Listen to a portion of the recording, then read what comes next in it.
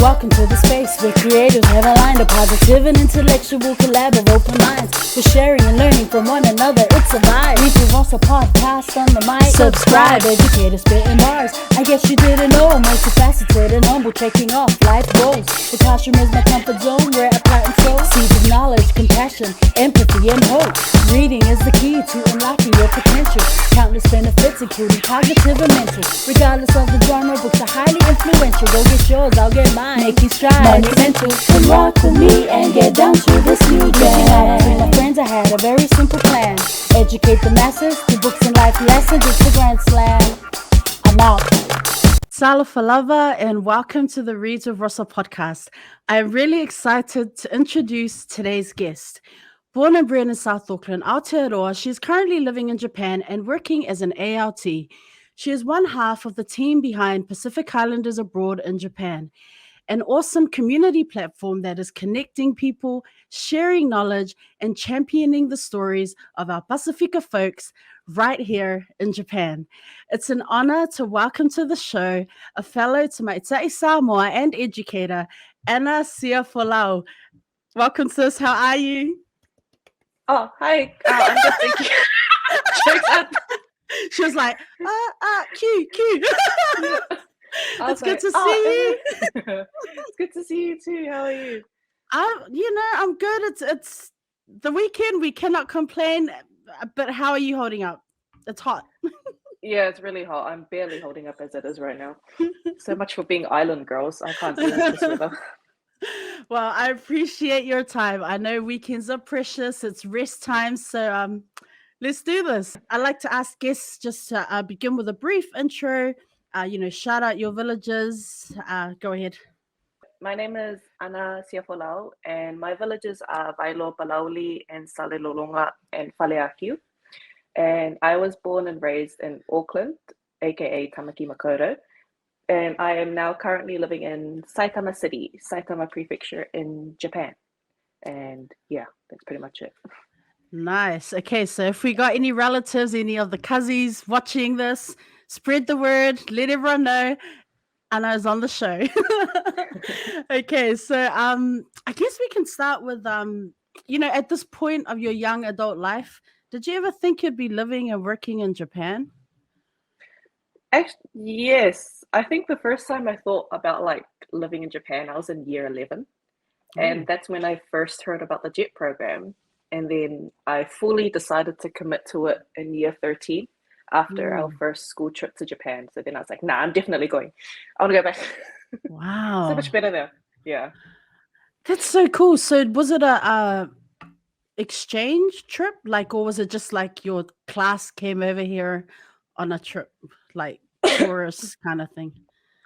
Technically it was exchange, but we only exchanged for like a few days. The rest was just touristy things.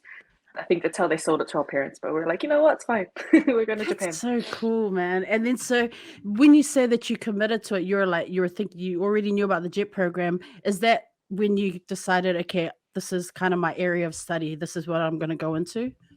Yeah. Like Japanese language? About it. Yeah, I thought about it and I was like, JET program would be like a good gateway into the country, and then I can figure out what else I want to do afterwards. So that's pretty much when I started making up my plans to come live over in Japan. That's so cool. What do other people think of your plan to live in Japan? Everyone was just like, why? Why Japan? Why are you studying Japanese? It was just lots of whys. I just kept getting a lot of whys during like my time in uni and high school, but when I left, people are just like, oh, she actually did. Yeah, people are like, oh, she wasn't lying, she was for real. Yeah. No, good on you. That's so cool. How would you describe South Auckland if you could in 5 words? For me, South Auckland, 5 words would be warm, family, culture, food, and heartland. Those are the first 5 things that I think of, alongside the Otara town centre and Dawson Road shops. Those are the first things I think of. What did academic excellence look like for you growing up? It sounds like you're pretty driven and determined. So when I was in primary school, I was in a program called GKP. It was like Gifted Kids Program. So I used to go to Sir Ed's College every Wednesday, and we used to do like fun activities and stuff. I don't remember much about it, but it was really fun. And I also ended up skipping year 4. So after year 3, they moved me straight to like the year 5 and 6 class, and I was really sad because like I lost all my friends. But it was all right. It was fine. I got the ducks in like primary and intermediate, but no one cares about primary and intermediate. So They do. No, they don't. I was like, oh, okay, cool. Wow. Yes, from a long time, man. So you've always been like, because of exposure to that kind of program and those opportunities as a youngster or mentoring, like were you just always then like a go-getter? Like, I've set a goal, I'm going to go for it. I want to achieve something, I'm going to do it. Was that kind of the mindset that you had? Yes, I've kind of grown out of that mindset. One thing I've learned recently is just to take it easy, man. Like, you can't keep going 100 all the time. So that's kind of why I dropped off in like high school, but I was happy anyway. That's important. Yeah. Happiness is important. So were you a reader at all, like growing up? Yes. So when I was little, my favorite thing to do in the weekends, like every Saturday or every second Saturday, my mum would take us to the library, and I'd get like a whole stack of books like above my head. And then the librarians would always offer, they're like, do you want some plastic bags to take it to the car? Because I never brought bags. I was always here book or like, I'm only going to get 1 or 2. And then I walk out with half the library and they're like, oh. Man. Okay. So did you have books in the home, or was it definitely the public library was kind of where you were getting access to that? So we had lots of books at home, but I'd already read like most of them. So I was like, oh, that's kind of boring. So that's why the public library was my go-to. Man, okay. So I want to talk about languages because you then study Japanese, right? You study Japanese language, but what other languages you learn? You know other languages, right? What are the other languages that you know? Well, Samoan, kind of, sadly. And for a little while in high school and uni, I self-taught Korean and Chinese for a little bit, but I just gave up on it. So I don't remember much about either of them. I just gotta stick to my English, Japanese, and stuff. Are you fluent in Japanese? No. It's like when I graduated in 2019. So like back then my Japanese was like, but then I was supposed to come over to Japan the following year, but because of COVID, I had to find a new job for another 2 years. And then I didn't study my Japanese. I didn't use my Japanese. So then by the time I got here, I was like, oh, my Maoli degree. So you've only recently come to Japan, like because of COVID, because of the COVID situation. I don't know why I thought you had been here before the COVID thing. I was just like, oh, she must have come straight over, but then it makes sense. Oh, wow. So now are you like kind of like back into, I mean, now you're immersed in the language, perhaps? Yes. So are you just kind of like picking it up real quick? Like, Yes, it's easier to pick up now, but things like reading and writing, I have to study that myself because that doesn't happen in like everyday life. Not as often as like listening and speaking. Yeah, right. Because you're an ALT. Are you here as part of the JET program, or did you just because you have your degree in Japanese, you were able just to kind of apply directly into schools or boards of education? I came with the JET program. It was the easiest way. Wow. Yeah. So how is the ALT journey going? I'm enjoying it. I really like it so far. There's like a perfect balance of like work and desk warming. Like not too much desk warming, not too much work. So I quite like it right now. Yeah, because I've heard stories of like, ALTs who really like it's just. There are ALTs who just kind of like sit around and enjoy that kind of, it's a lot of downtime. But then there are other ALTs, their stories are, they're just loving it. There's a lot of freedom to be able to like teach, communication English as they want. They got good support from the schools, which is, so you've got to find balance with that. Yeah. So it's because of all that free time. I was like, you know what, I can do some extra things in my free time. One of which being the page. I was That's like, so yeah, cool, we can use this man. free time. What are some of your highlights so far being on the JET program and being an ART? I guess for me, I don't know if people would know this, but I'm like really shy. I hate public Are you? speaking. Yeah. That's Oh, why when I was like, why do I want to become a teacher when I hate speaking in front of people? So just one of my highlights is just being able to like take control of the lesson and like lead the lesson. For me, that's like the biggest highlight for me. If you told 10-year-old me I was going to do this, I would have been like, no. But yeah. wow. Crazy. If I was a fly on the wall in just any of your classes, what would I see or what would I hear? Mostly for my senior high schools, I usually try to get them to speak English because they don't do much speaking practice Right. in Japanese schools. So it'll always be activities where I encourage them to like speak to each other, ask each other certain things, using dialogues and stuff like that. So yeah, that's mostly what I do. Because you work at junior high school and senior high school, how are you finding that, like building relationships and connections with those Japanese English language teachers? It's quite easy. It was quite easy for me at first, I think, because they're all really nice. I haven't had a bad JTE, which is like really good, because I know there are some people who have had like not the greatest JTEs. So I'm really glad, really grateful that all the teachers at all my schools have been so lovely. I've had the chance to hang out with some of them outside of school. Through ART work, what ways have you been able to share your Samoan culture or language, or even Maori culture, or a bit of Aotearoa with Japanese people? So when I first started at all my schools, I got the chance to do like a self-introduction lesson. So I included like Samoa and New Zealand as well. And, because I look like this, so naturally like Right. questions about like Samoa always come up.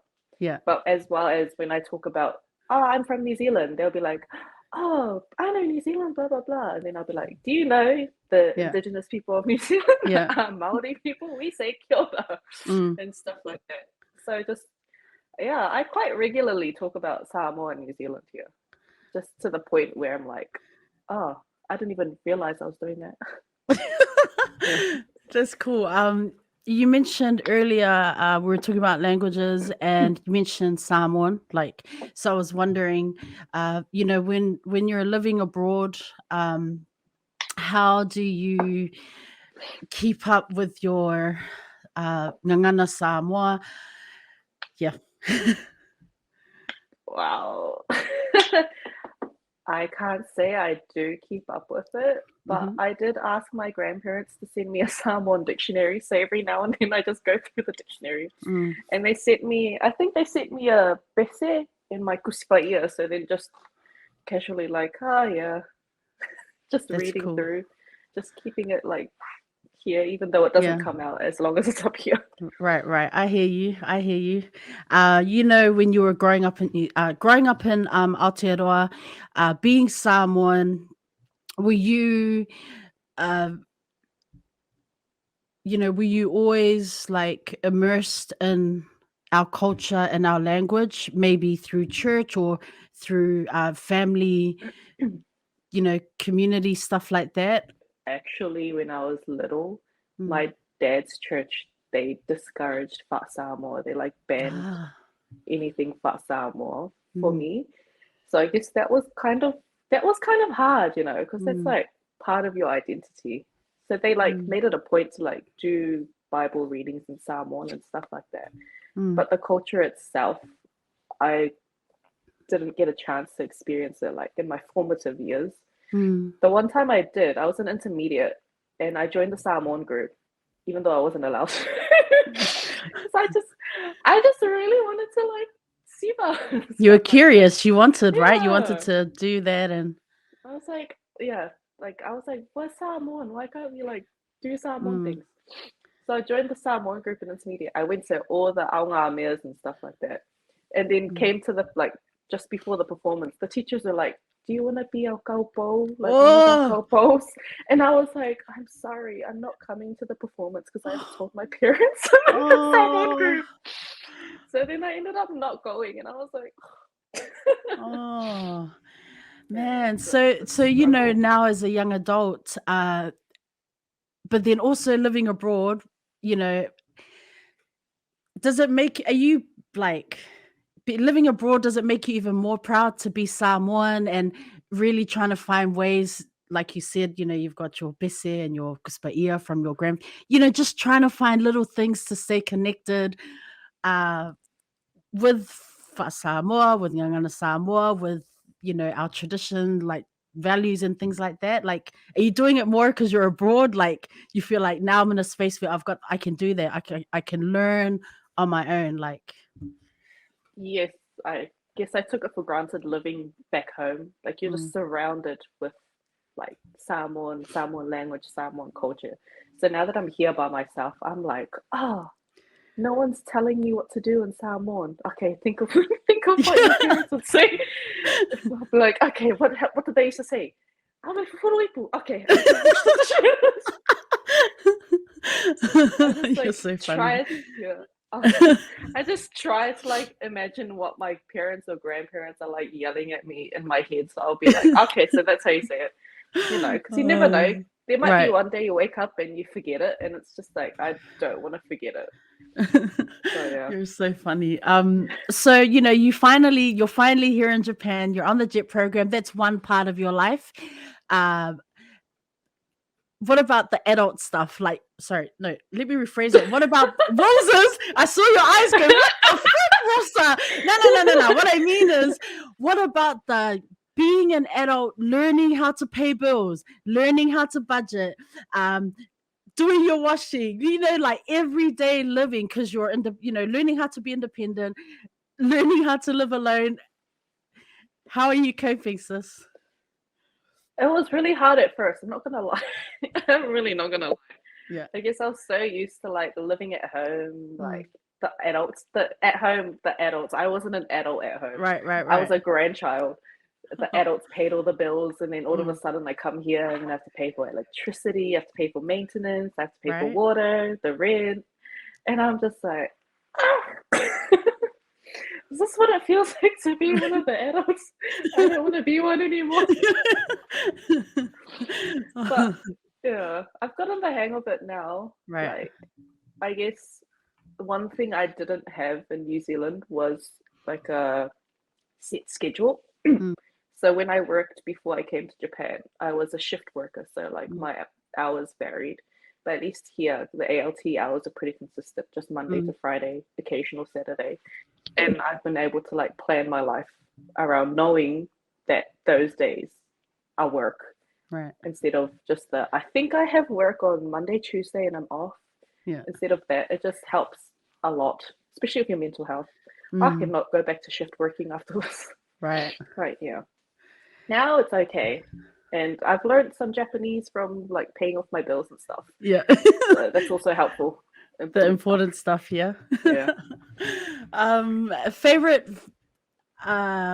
food, favorite Japanese food. I don't know. This is always a hard one. People are like, I can't decide. I'm like, surely there's a favorite.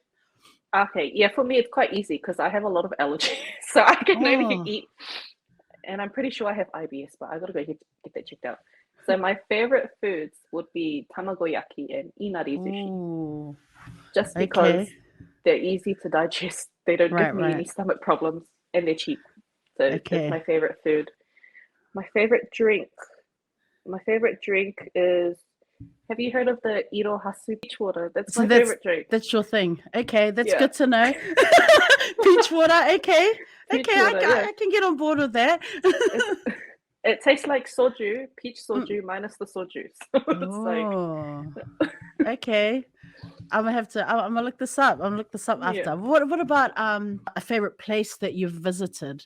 And I'm sure you've visited many places, but is there one that kind of stands out? Yes. For me, my favorite place was Ise Jingu, Oh, Ise yes, Shrine yes, yes. Yeah, in Mie Prefecture.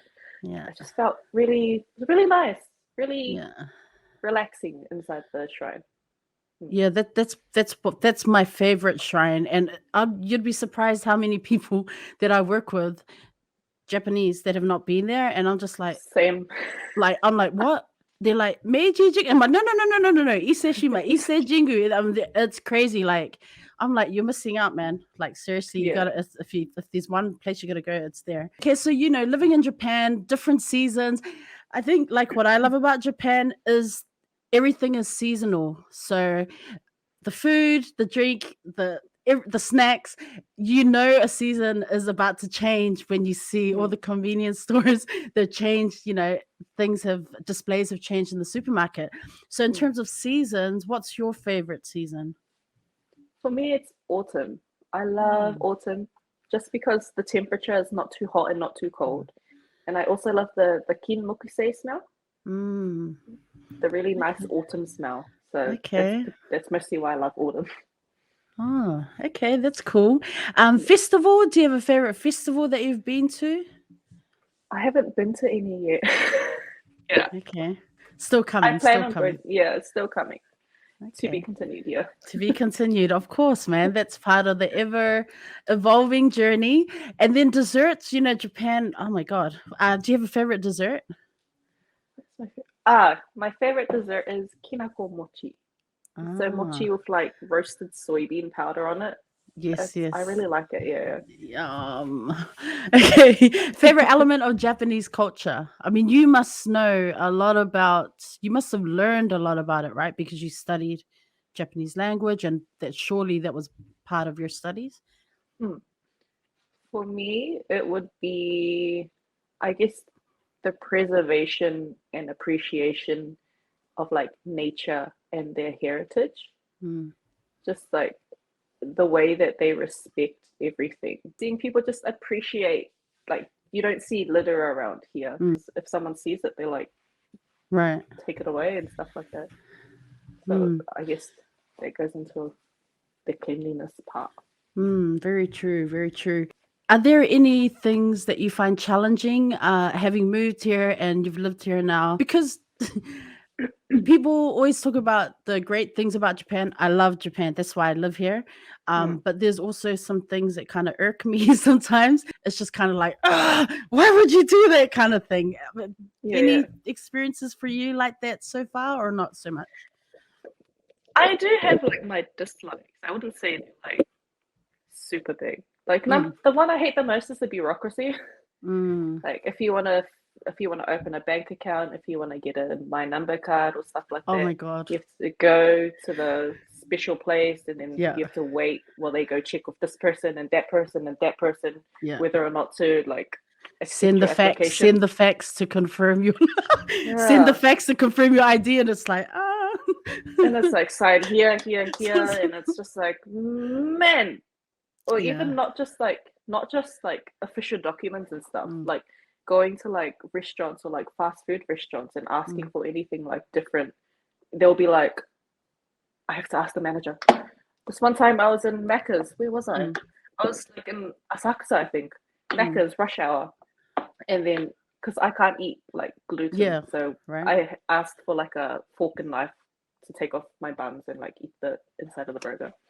And then the girl who I asked, she looked at me and she was like, okay, just wait a little bit. And then she ran off to the back of the restaurant and I'm standing there staring at like the compartment of like knives and forks. And I'm like, man, I could just reach over right now and take it.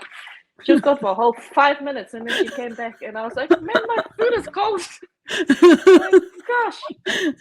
But yeah, just like stuff like that. But actually, no, I totally get what you're saying. I too would be irked, right? Seriously. But while we're on this, I want to talk about the gaijin seat because, man, people just like it's like when you're scrolling TikTok and it's just like, another one.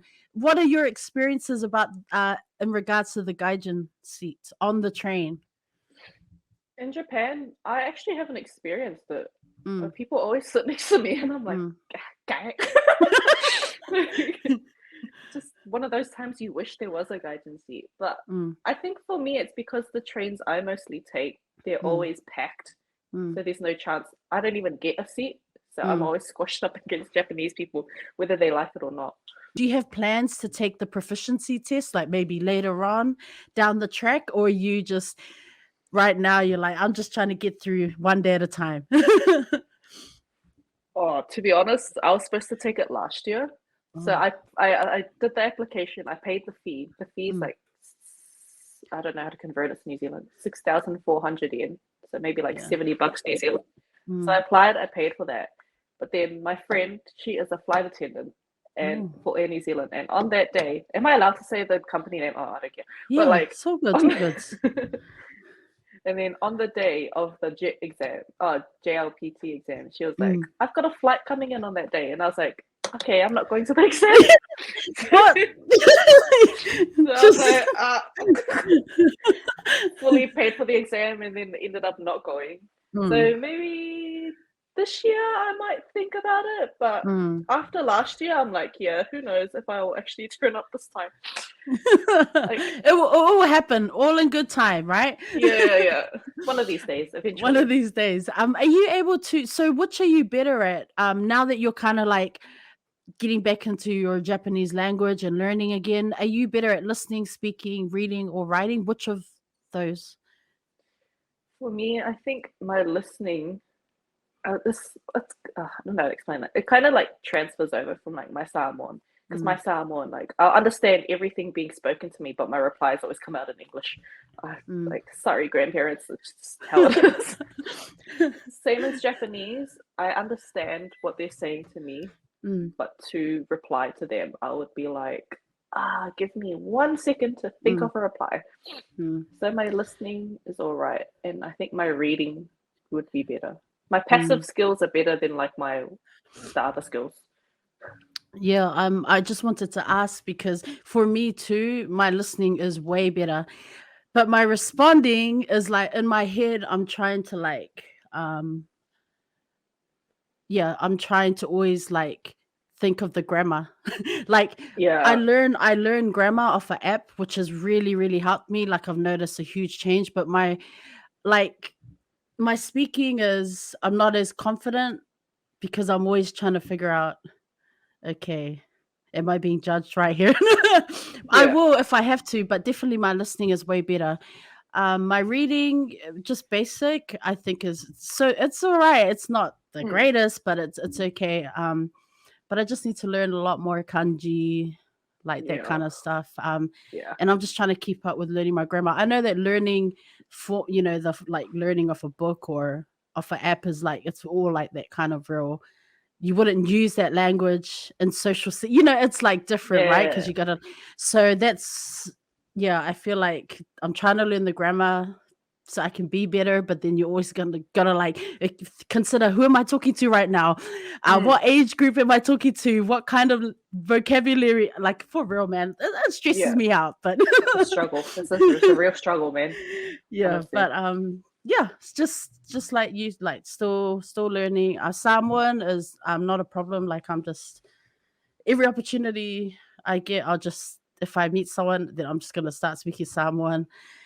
It's just just trying to like keep up with it as I can. When I call home, then I just try and use like Samoan and as much as I can. But so what are some strategies that are working for you in terms of language learning that you think other people would help other people who are trying to learn a language, Japanese or something else?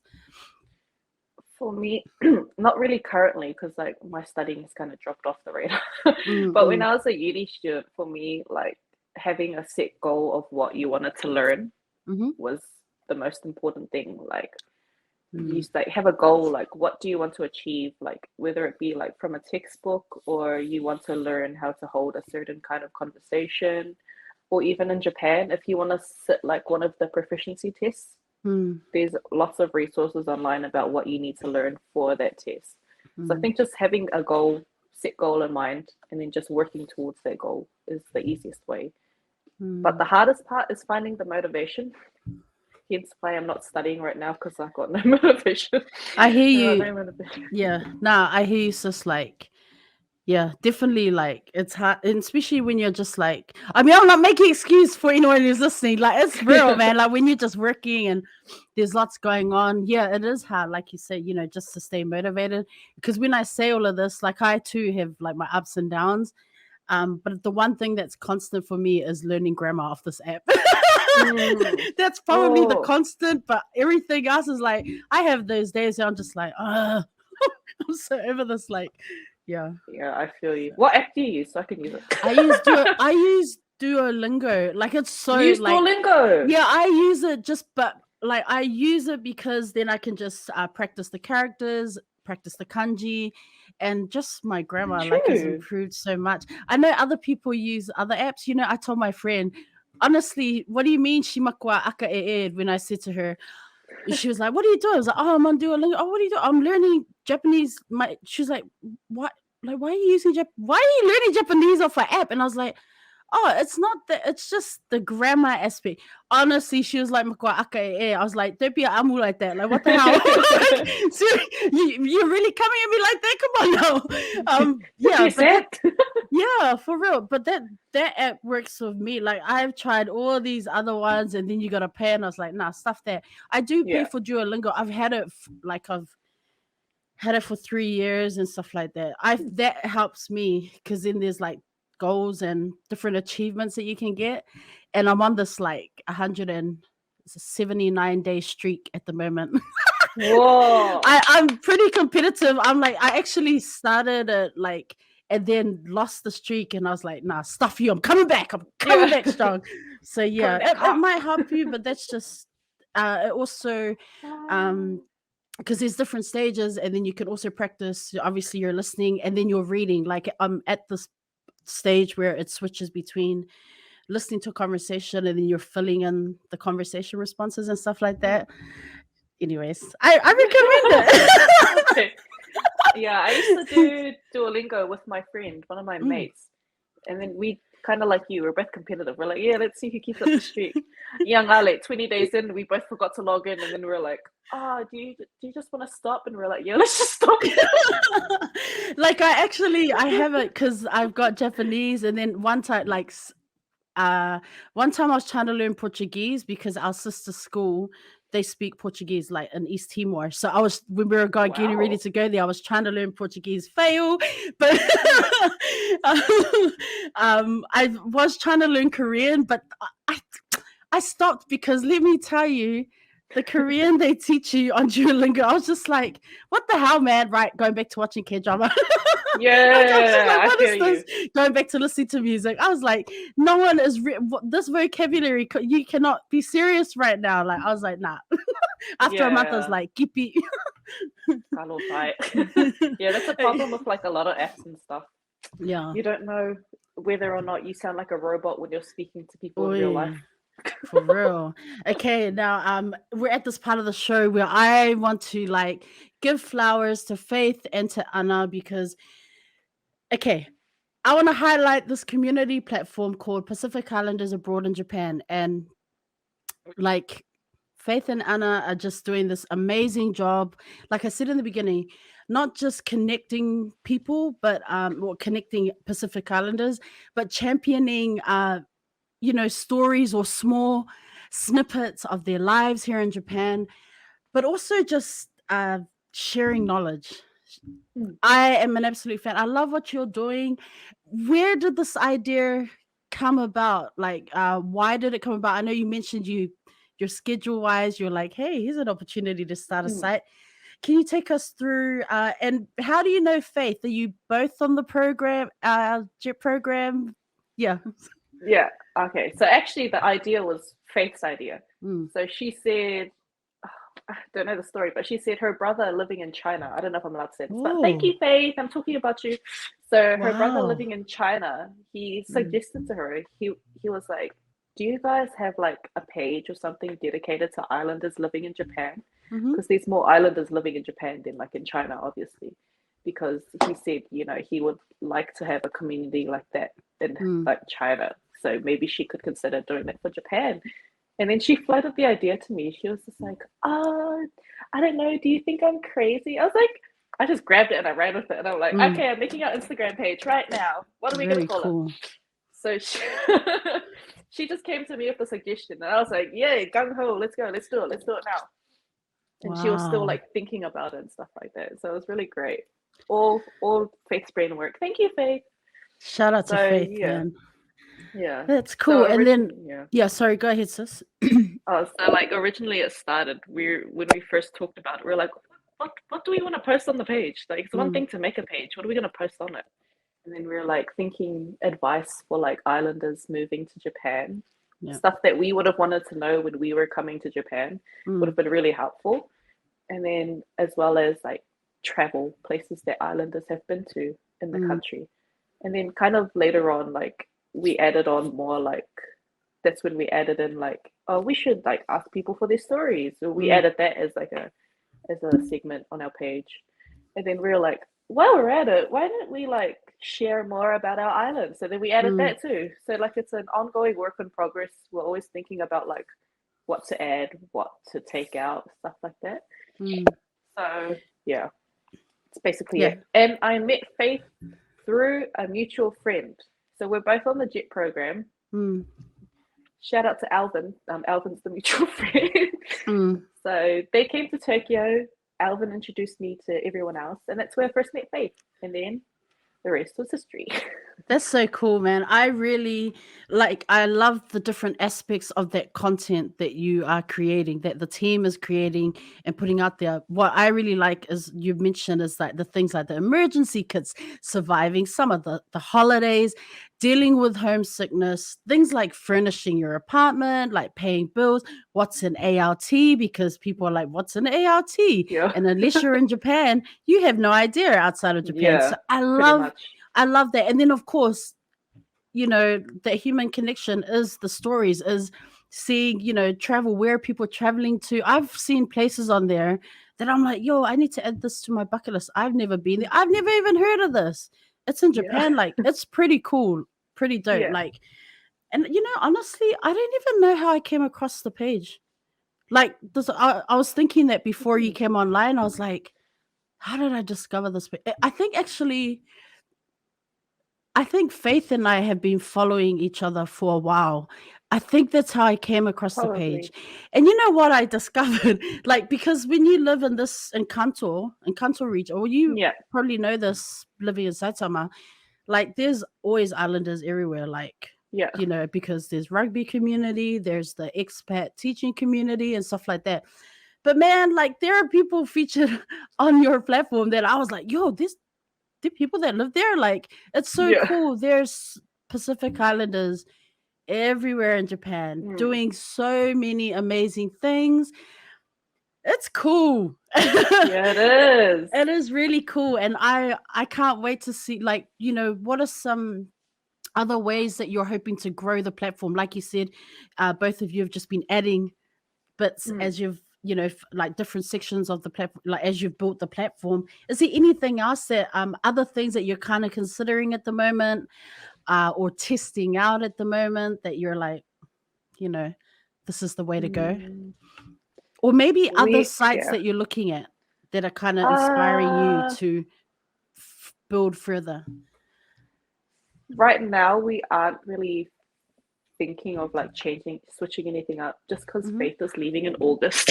So then after that, it's just gonna be me. So we're just kind of like, oh, we'll just stick to this for now, and like if we find someone else who wants to like run the page, because we've got the Instagram and the Facebook.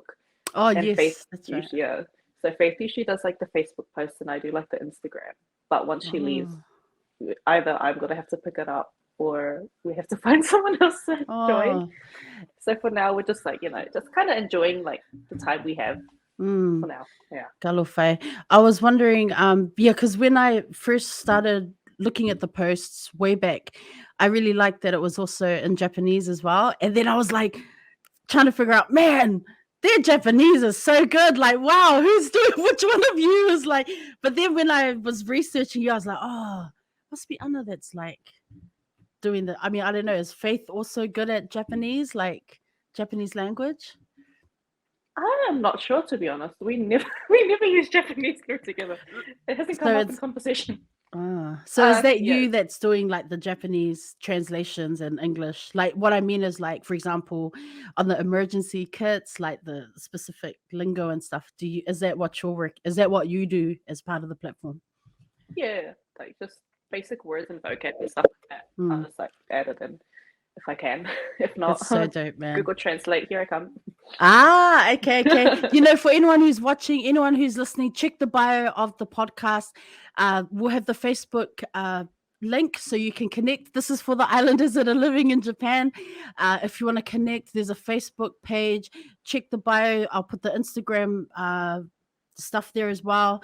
And if Faith and Anna are okay, I'll also put their Instagram information as well, just for anyone who's wanting to connect and learn more. And I guess if you're not even in Japan, but you just want to like learn more about Japan, you can also connect on the Facebook page and through Instagram. Seriously, you will not be disappointed. I've learned stuff that I thought I knew, bots, but I didn't. But I learned it from this page. So I'm glad. just huge, big flowers for the girls. Yeah, it's so cool, man, because I feel like we need more of this kind of content. And, you know, obviously, you know, back home, there's a lot of that stuff. But, you know, even though there seems to be a lot of Pacific Islanders here in Japan, just any content like that, which is uplifting and building community, sis, so here for that. We need more of that. And it's just real positive stuff, fam. Check it out. Check the bio. You will not be disappointed. Do you want to say anything else about the platform, sis? Anything you want to put out there further? It's open to all. Like I have to be specific. Okay, so by Pacific Islander, you know, we mean like Melanesia, Polynesia, Micronesia. Absolutely. We mean like Oceania. Oceania. My bad. For real. Putting it out there, because people that have been featured, folks that have been featured on the page, they're from all over Oceania, fam. It's not just, you know, Tongans and Samoans. Like, we're not out here trying to like steal the platform. No way, man. There's so many beautiful folks out there. Continue, sis. Yeah. So the page is meant for every one of us in like the South Pacific Oceania area. Just wanted to clarify, because we weren't sure when we were thinking of like the URL. We were like, what should we call it? We can't call it like Polynesians or like what are we gonna use? We were like, we can't just use Islanders, because like there's other islands in the world. Yeah. We were like Pacific Islanders, and we were like, yeah, but then did you know like Japan is technically a Pacific island too? You know, it's funny that you mentioned that, because I honestly had an argument with someone about that. I was getting so ika. I was like, you better just get out of my face right now. I know you're not telling me you're a Pacific Islander. I'm Japanese. I was like, oh no, that's how the fight starts. It's like, for real. It's like you can look at it two ways. Like technically, a Pacific Islander is anyone who lives on an island in the Pacific Ocean, which would include like a lot of non-Oceanian countries. So then we were just like, okay, let's narrow it down. We mean Oceania. Like no hate to other like people who live in other islands in the Pacific Ocean, but this is for like our community. Yeah. Yeah. Absolutely. Super important. Like the work you're doing. I hope that you continue. Please continue, because it's just such a cool way to connect. Like honestly, every time I see the posts, I'm always like random as adding the Pacific Islanders. Like, I'm sure people are like, who the hell is this? I'm like, add, follow. Like, because it's cool, man. Like I just feel it's such a great way to connect with just people, man. Seriously, we need more of it. Like I love it, and I just hope that you keep doing the work. I'm here for it. Love to see it. Yeah, thank you. Yeah, I'll try my best. We'll do our best. Have you had family come over? Not so much family, mostly because I'm the oldest grandchild. All my other cousins are still in like high school. Yeah, so not much family. But my friends, I've had quite a few friends come over, which has been really nice. Even though it means like I have to go to like the same places over and over again. So like, you're basically VIP status, right? VIP. Yeah. VIP. Literally. Team Labs. The Team Labs. I've been been there 4 times. 4 times and nothing's changed. And I'm like, okay. I They haven't been. Are you talking about the planets one? Did you go to the other one before they closed down? I haven't been to the planets. Yes, I went to the other one before it closed down, but I prefer planets. I like planets just because of the water room and you get to go barefoot. Yeah, I heard it's like the bomb. I haven't been yet, but I should probably go. Yeah, I haven't been not to the with planets. me. Go with me. I feel like, are you like VIP? You got a special gold card now. I wish I did. Gosh, like the first time it was super fun, and then like the second time I was like, oh yeah, that's cool. And the third and fourth, I'm just like there, like telling my friends, go stand over there so I can take your picture. This is the ideal spot for a photo. Hurry up! Yeah. Do this pose. Yeah, it looks good. Great. You know, in terms of the Kanto area or Saitama, coming into like Tokyo, Chiba, are there some favorite places that you like to visit? You said, you know, friends visit. So what is that must go to place that you take your friends to when they do come? Besides planets, besides Team Lab planets. So when they do come, we usually go around Tokyo when they're in like this area. So my favorite place so far would be probably Odaiba. Odaiba is really nice view, nice sunset when the time comes.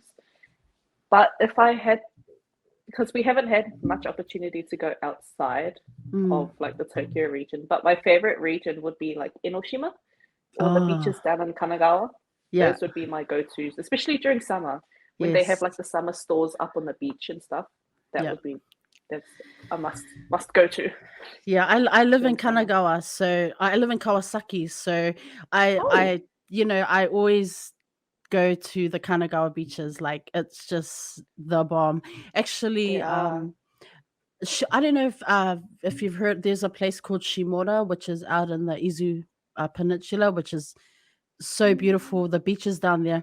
I actually went down in winter. I know that sounds like, what the hell, Losa, you're so freaking crazy. But I've always wanted to go during summer, but I'm never here because summer break I go home to New Zealand.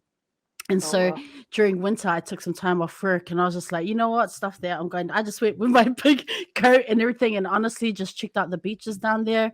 So beautiful. They're like surf beaches and they got the swimming beaches. It's really nice. But the problem is, okasekonga ka, like, you know, or tickets are. So so what you have to do is, like, if you're going to go down to that Izu Peninsula, those beaches down there, is, you know, they have the Tokyo wide pass that's 10,000 yen for adults. So it's a 3-day pass, right? So the Tokyo wide pass, you can actually take the express all the way down to Shimoda, which is the last stop. Nice. So you can go down there. So I was like, yo, the next time I'm going. So I'd got a 3-day pass and I went down there. I went to Niigata, then I went down that ways. And it's like, that's how you save money to go to that beach. It's just the beaches down there super beautiful. So that's kind of like, you know, planned. So if you get time, I definitely check it out. And it's worth it because it's so expensive if you pay the return. Yes. And you know, we're not rolling in it. We're not made of money. You gotta like budget. You gotta budget wisely. We're educator salaries. Nah. I wanted to ask you about tattoos in Japan. I know you have tattoos. So what has that experience been like for you?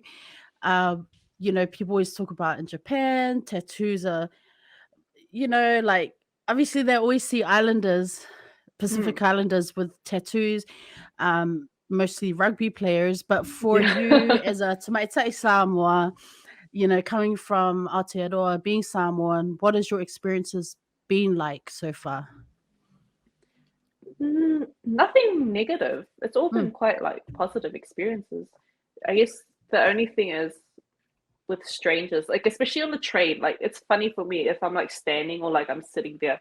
If someone like sitting across from me on the train, they'll just like subconsciously they'll just like touch their hands like this, and I'm like looking at you like and they're just feeling their hands, and I'm like, yes, it did hurt. It hurt a lot. But generally, like my students have been super open about it. like they've always got questions. They're like, what do your tattoos mean? Like, do they have any like significance? And I'm like, yes, actually, it's a very long story. So blah blah blah blah blah blah blah blah blah blah. And then they'll be like, wow, there's a lot of meaning behind like just those symbols. And I'm like, yes. That's so cool. It means a lot. And especially, I think the most surprising experience I had was I went to somewhere in Tokyo to get a kanji tattoo on my back. And the tattoo artist, he saw me and he was like, wow, I love your Samoan tattoos. This was a Japanese man. And I was like, oh, yeah, they are Samoan. How did you? So it's like really like exciting to like see someone who like recognized like our marks like before I even said anything. And I was like, you know what? You're a great tattoo artist. You've done your homework. Yeah. That's so dope, so far, man. it's been really nice. Yeah. Yeah. So, and then of course, like in terms of have you been to onsen, or because of you have a lot of tattoos, you can't go to onsen, or have you been to an onsen where you can show your tats? I haven't been to an onsen since I got my tattoos. I've been to one before when I was in uni, before I had any ink. But there are a few onsen where you can like tattoos are allowed and stuff like that, but I just haven't had the chance to go any yet. I've been to like onsen at like hotels and stuff, but it's not the same as like the big onsen. But yeah, I'm pretty sure I should be able to get into one. Yeah. Okay. Yeah, I always look to see, but they're like, if you can cover up, if it's a little one, you can cover up. And then I'm like, yeah, am I going into the onsen with my legs bandaged? Yeah, that's gonna take, it's gonna take a lot of covering kind of thing, right? So I was so curious to your experiences so far, but I really love that, that you're sharing, it's been quite positive, and just the curiosity that people have about the marks and I mean, that's so dope, man. Seriously, that's really cool. Yeah. How do you look after yourself? I know, you must be super busy during the week, just trying to get through work, doing what you got to do. So do you have times where you're just kind of like, okay, I need to de-stress, I need to have some downtime for myself? What do you, what does self-care look like for you, if at all? So for me, it's usually I just stay at home the whole weekend. So usually, I don't know how to explain it. My weekends are usually either I go out with friends or I do all my whānau, like cleaning and cooking, getting ready for like the week ahead. But like on my self-care days, I'm just like, nah, just gonna stay in bed and just gonna watch Netflix and that's it. So my self-care is literally just not doing anything.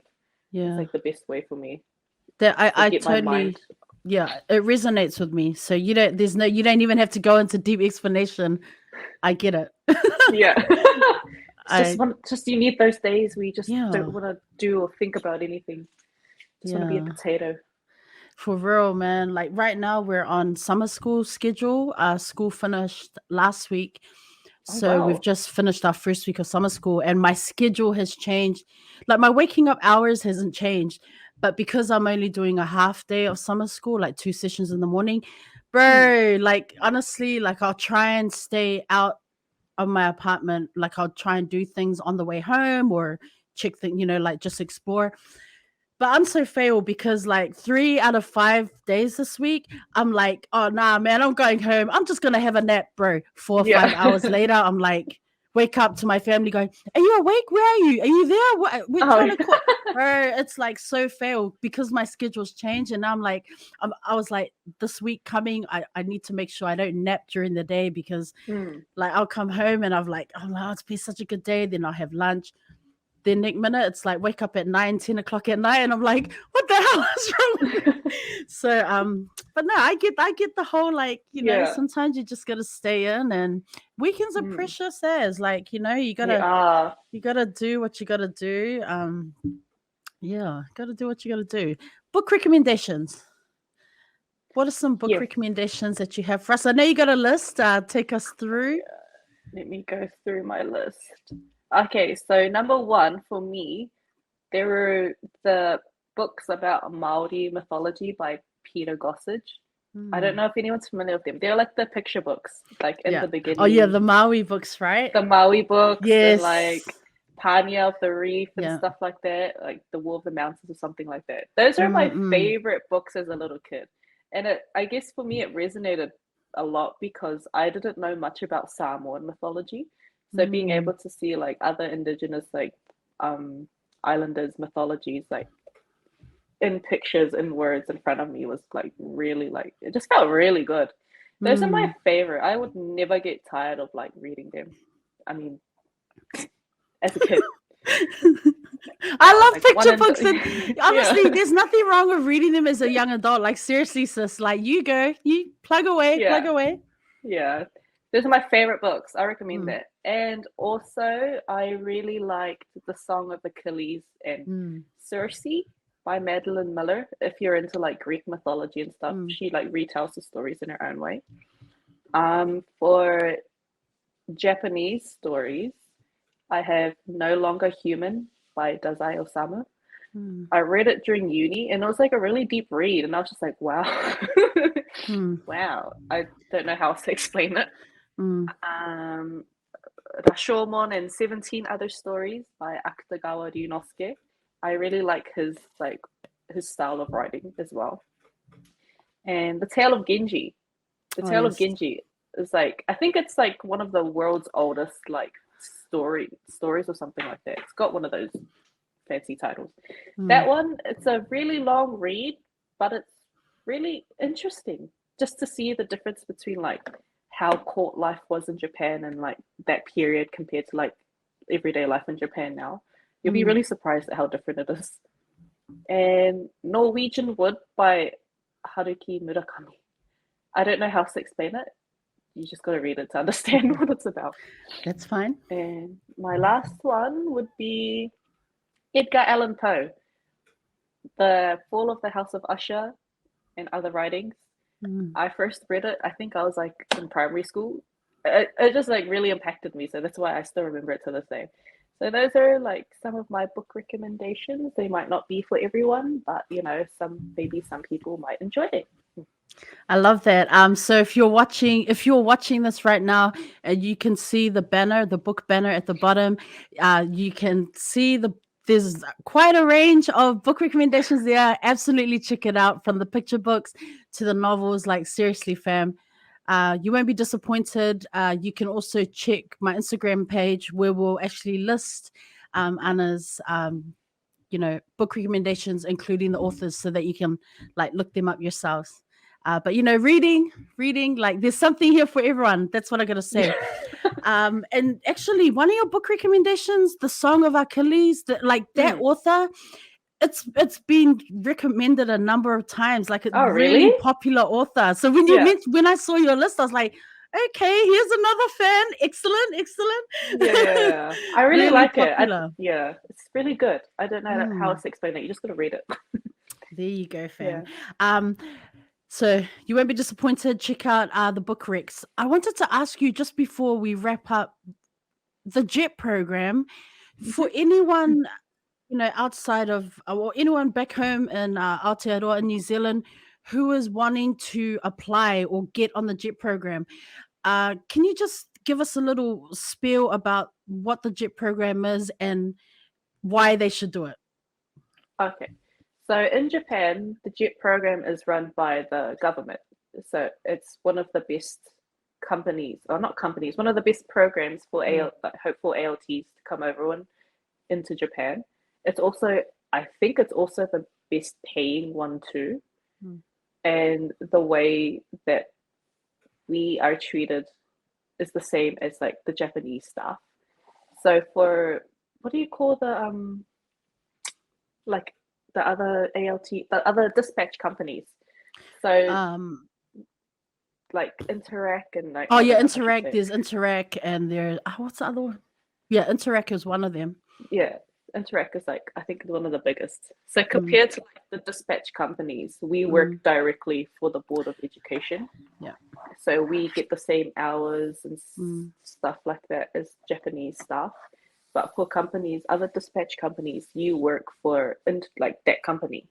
So you don't get like the same benefits that we would as well. Like one of the examples would be like staff housing. So on the JET program, like I live in a staff house. It's really cheap. I pay like 250 bucks a month for like a 3-bedroom place. And it's solely for like staff members, but for dispatch companies, you don't really get those sort of benefits. But otherwise, the workload is the same. It depends on like your school and stuff like that. But for the JET program, generally you need a degree, bachelor's degree. It doesn't matter what major you use, and you need to pass the interview. I think the interview is like the biggest part of it, because they actually like they see how well you would be as like a teacher and stuff like that. So for example, during my interview, they read my application. They're like, oh, you mentioned you like speak Samoan. Can you do a lesson for us teaching us like something in Samoan? So it was like completely like off the bat. I was like, I didn't prepare for this. I'm going to Japan to teach English, not Samoan. So I think that's one of like the big things, because I know another friend, she got sprung with the same question, but with her like native language, she wasn't really confident in it. So she got put on the waiting list and stuff like that, but I got accepted straight away. So I guess it just depends how well you are able to do things, how well you can adapt or like improvise on the spot for the interviews. Would you absolutely 100% say, hey, here's a program, check it out, I'm on it? I'm like, you recommend it? Yeah if you're like really serious about like coming to Japan and like getting a good work-life balance, I would suggest the JET program.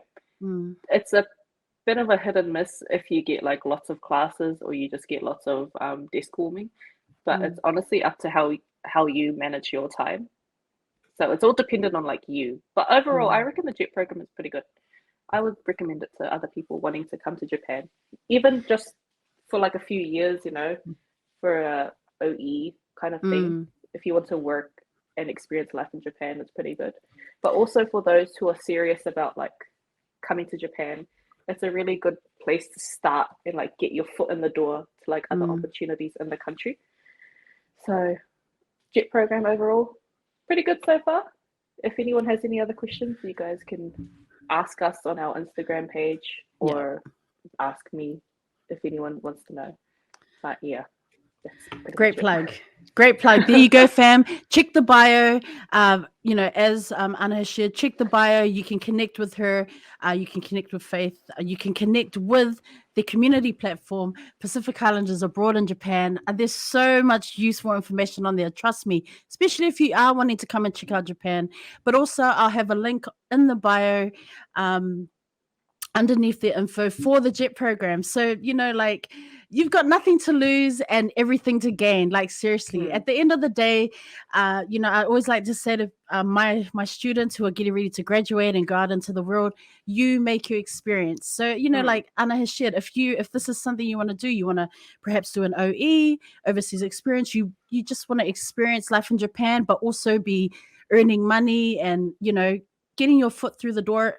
If teaching is something you want to experience, do it. Like you have nothing to lose, everything to gain. And at the end of the day, you know, Anna has already shared about how, you know, it might be a hit or miss depending on the workload, depending on the school where you're at, depending on who's in charge of you. But regardless, at the end of the day, you make your experience and yeah, fam, you got nothing to lose, man. You know, they love Māori and they love Pacific Islanders here, Māori and Pacific folks. Like, I'm serious. They love New Zealanders. I'm not even being biased when I say they love Māori and Pacific Islanders, like for real. Just putting that out there. I really wanted to get you on the show, Anna, because obviously to give you and Faith flowers for this community platform that you've built. It's such an uplifting platform that first and foremost, the content that you're creating, absolutely love to see it. And I'm so here for it. I wanted to bring you on the show to talk about that, but also share your ART experience. And, you know, like you mentioned, you haven't been here long, but it's cool, man. It's so cool to hear like, okay, here's a fresh perspective. So I just want to say thank you so much for being open to coming on the show. And just sharing a little bit about your journey. I want to wish you all the best for the rest of the school year. So summer vacation is crossed. coming up. Whatever plans you have, I hope you have the absolute best time. You know, stay safe out there. I mean, now that I know you're in Saitama, Jesus, you're just over there, Yeah. super close. So hopefully, maybe sometime soon we'll be able, I will meet in person. But thank you so Yeah. much for That'd be just key. coming on the podcast. It means a lot. I'll just hand it over to you just to wrap up the show. And any final words, words of wisdom, words, knowledgeable stuff that you want to drop? Go ahead, sis. Yeah. So first, I just want to say thank you for having me on your show. It's like, this is really fun. I haven't done this before, so I was like, oh, am I going to actually be good at this? You're a natural. Come on, stop it. Thank you. It was really fun being able to like talk to you and stuff, and also like plugging our Instagram account and our Facebook account. Mm-hmm. I think that's like me and Faith's main goal overall, is just to promote our account wherever we can. Mm-hmm. Words of wisdom, I say, if you want to do something, go for it. It's like everyone says that, but I'm like not even kidding. If you want to come to Japan, come to Japan. Like, if you don't know how, that doesn't matter. If you want to come to Japan, you will find a way. Like, you will make it work somehow. So just stick to your goal and you'll make it happen. And yeah, that's pretty much it. So yeah, thank you again for having me. It's really nice to talk with you. Like, talk face to face with another islander.